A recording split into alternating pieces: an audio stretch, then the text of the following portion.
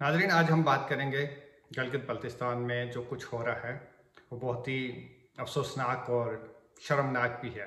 कल हमने देखा कि टीवी स्क्रीन पे भी चला और सोशल मीडिया पे भी कि गिलगित बल्तिस्तान असम्बली के स्पीकर जब असम्बली में दाखिल होने की उन्होंने कोशिश की तो उन्हें पुलिस ने रोक दिया। उन्होंने कहा कि मैं तो कस्टोडियन ऑफ द हाउस हूँ, मुझे तो अंदर जाने दो, मुझे कौन रोक सकता है। लेकिन जैसे कहते हैं कि माल के मकान को भी एक चौकीदार ने बाहर कर दिया। गिलगित बल्तिस्तान में वज़ीर आला के इलेक्शन होने वाले थे। अब चीफ कोर्ट जो हैं उन्होंने उस पर स्टे ऑर्डर दे दिया, थोड़ा सा उसको रोक दिया। और असल में एक बहुत बड़ा एक खेल खेला जा रहा है गिलगित बल्तिस्तान में।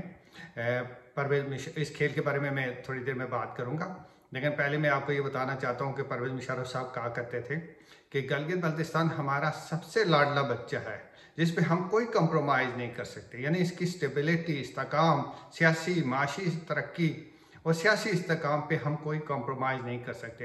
लेकिन अफसोस की बात यह है कि पिछले चंद हफ्तों के दौरान इस सबसे लाडले बच्चे को भी नहीं बख्शा गया। जिस तरीके से आज़ाद कश्मीर में हुकूमत को टापल किया गया, पाकिस्तान के जो सियासी हालात जिस तरह के बना दिए गए, जो जबर के साथ, तशद्दुद के साथ लोगों को जेलों में डाल के एक पार्टी को डिसमेंटल करके एक नई पार्टी जो है सरकारी पार्टी किंग्स पार्टी खड़ी करके, तो उसी तरह गिलगित बल्तिस्तान में भी पीटीआई की हुकूमत थी जो ताकतवर तबकात को और पीडीएम को पसंद नहीं आ रही थी।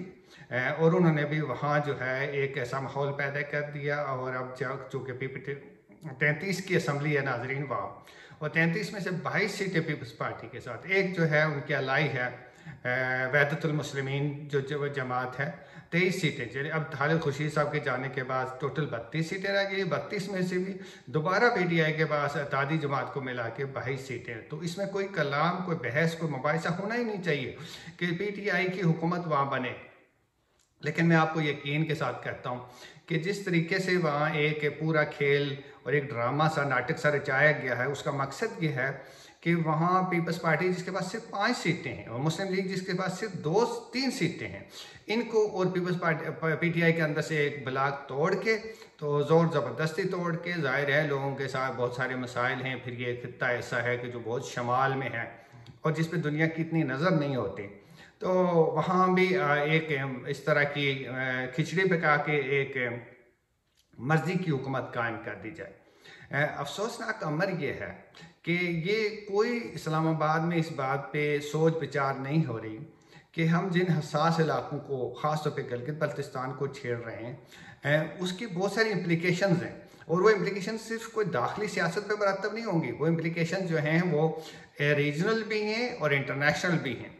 गिलगित बल्तिस्तान एक मुतनाज़ा इलाका है और उस मुतनाज़ा इलाका होने की वजह से जो है उसके ऊपर भारत जो है बार बार दावा करता रहता है। अभी आपने एससीओ की मीटिंग में देखा होगा कि नरेंद्र मोदी बार बार एक ही बात दोहराए जा रहे थे और वो चीन को कह रहे थे कि कनेक्टिविटी बहुत इंपॉर्टेंट है, हम उसको मानते हैं, लेकिन कनेक्टिविटी आप मुतनाज़ा इलाकों से नहीं कर सकते हैं। मतलब ये कि उन्होंने गिलगित बल्तिस्तान का नाम तो नहीं लिया, लेकिन सारा ढार, सारी बहस मुबाहिसा या जो उनका रुख था तीरों का, वो सिर्फ गिलगित बल्तिस्तान की तरफ था। थोड़े दिन पहले में जयशंकर का, जो इंडिया के वज़ीर ख़ारजा, ये कोई एक हफ्ते की पुरानी बात भी नहीं, वो इस बात को दोहरा रहे थे कि जी हम आज़ाद कश्मीर और गिलगित बल्तिस्तान हमारा इलाका है। उससे पहले जो उनके होम मिनिस्टर हैं उन्होंने भी थोड़े दिन पहले बात की। ये कोई एक बात नहीं, ये दर्जनों बार ऐसी बातें हो रही हैं। तो जिस तरीके से गिलगित बल्तिस्तान को जो है, जो पाकिस्तान का, जैसे मैं कह रहा था कि सबसे लाडला बच्चा है, लाडला बच्चा इसलिए कि ये सी पैक को कनेक्ट करता है, लाडला बच्चा इसलिए ये इसमें बेशुमार पानी के ज़खायर हैं, ग्लेशियर्स हैं जिससे दरिया सिंध वहाँ से बहकर आता है। लाडला बच्चा इसलिए भी है कि चीन के साथ आपको कनेक्ट करता है और चीन को भी दुनिया के साथ जुड़ने का एक आउटलेट फ्राहम करता है। फिर यहाँ की आबादी भी बड़ी डाइवर्स है, आपको पता ही होगा। यहाँ शिया आबादी की अक्सरियत है, सुन्नी दूसरे नंबर पे हैं, नूर बख्श भी हैं, इस्माइली हैं। तो ये ऐसा खित्ता है जो पाकिस्तान में इतना डाइवर्स खित्ता कोई और नहीं है। तो ये बहुत सारे और ममालिक के भी इंटरेस्ट हैं। यहाँ ईरान भी दिलचस्पी रखता है, यहाँ चीन भी बहुत ज़्यादा दिलचस्पी रखता है। चीन बहुत सारे इंफ्रास्ट्रक्चर के प्रोजेक्ट्स वहाँ लेके चल रहा है। चीन की हमेशा ये दिलचस्पी रहती है कि गिलगित बल्तिस्तान में अमन हो, सुकून हो, इस्तेकाम हो, माशी तरक्की हो, ताकि यहाँ जो है किसी थर्ड पार्टी को यहाँ इंटर होने की कोशिश मौका ना मिल सके। इंडिया के बारे में मैं आपको बताना चाहता हूँ कि इंडिया ने काफ़ी कोशिश की है इस इलाके में अपना नेटवर्क डेवलप करने की, लेकिन यहाँ के लोग जो हैं वो बहुत ज़बरदस्त किस्म के प्रो पाकिस्तान हैं और कौमी धारे के साथ वो जुड़े हुए हैं। इसी वजह से उन्होंने ऐसे ऐसे किसी नेटवर्क को यहाँ पनपने नहीं दिया।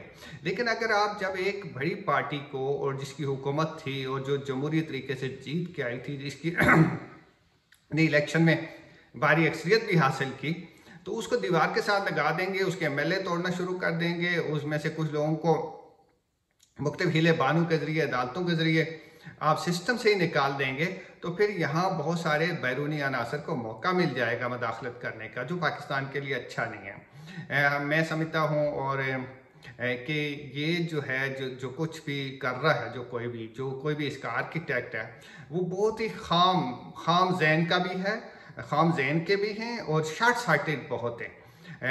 बहुत सारे इदारे जो है गिलगित बल्तिस्तान में सरगर्म हैं। वफाकी हुकूमत का बहुत ज़्यादा अमल दखल रहता है, वहाँ चीफ सेक्रेटरी, आईजी पुलिस, तमाम टॉप ब्यूरोक्रेसी जो है फेडरल गवर्नमेंट से जाती है। मिनिस्ट्री ऑफ कश्मीर अफेयर्स और गिलगित बल्तिस्तान वहाँ के तमाम मामलात की निगरानी ही नहीं है, बल्कि सारी इख्तियारात जो है उसकी मुट्ठी से हैं। सारा कुछ वहाँ से इस्लामाबाद से गुजर के गिलगित बल्तिस्तान में जाता है। तो वहाँ कोई ऐसा प्रॉब्लम नहीं था कि वहाँ पीटीआई की हुकूमत हो, पीपी की हो, नून लीग की हो, जिसकी भी हुकूमत हो, दरअसल वहाँ हुकूमत इस्लामाबाद की ही रहती है। इसलिए इतनी ज़्यादा बेचैनी और इतनी परेशानी कि वहाँ अपनी मर्ज़ी का बंदा लगाना है, इसकी कोई ज़रूरत नहीं थी। ज़ाहिर है कि ज़रदारी साहब जो हैं या नून लीग जो है, उनकी बेचैनी तो समझ आती है कि वो चाहते हैं कि जहाँ कहीं भी पीटीआई का कोई नाम और निशान है उसको मिटाया जाए। लेकिन रियासती इदारों की मुझे कभी कुछ समझ नहीं आ रही कि उनको इतनी क्या एक पार्टी के साथ सिद्ध हो गई है कि वो उसका नाम और निशान मिटाने पे तुले हुए। हालांकि पाकिस्तान के अवाम उसका नाम और निशान मिटाने नहीं, बल्कि उसको उनकी भी एक जिद बनती जा रही है कि वो इस पार्टी को और ज़्यादा मजबूत किए जा रहे हैं। तो मैं समझता हूँ कि इस्लामाबाद को होश के नाखल लेने चाहिए, गिलगित बल्तिस्तान में सियासी इस्तेकाम होना चाहिए, जिस पार्टी की अक्सरियत है उसको हुकूमत बनाने के देने चाहिए, और इस इलाके को जो है वो सियासी खेल या सियासी अखाड़ा ना बनाया जाए। इसके नतीजे में पाकिस्तान का जो नुकसान होगा उसका आज हम तसव्वुर भी नहीं कर सकते। नाज़रीन, मैं अपनी बात ख़त्म करने से पहले आपसे कहूँगा कि अगर आप में से जिन दोस्तों ने, साथियों ने मेरा YouTube चैनल सब्सक्राइब नहीं किया, वो सब्सक्राइब भी करें, बेल आइकन भी दबाएं, ताकि आपको नई वीडियोज़ मिलती रहें। अगले प्रोग्राम तक अल्लाह ताला आपका हामी और नासिर हो।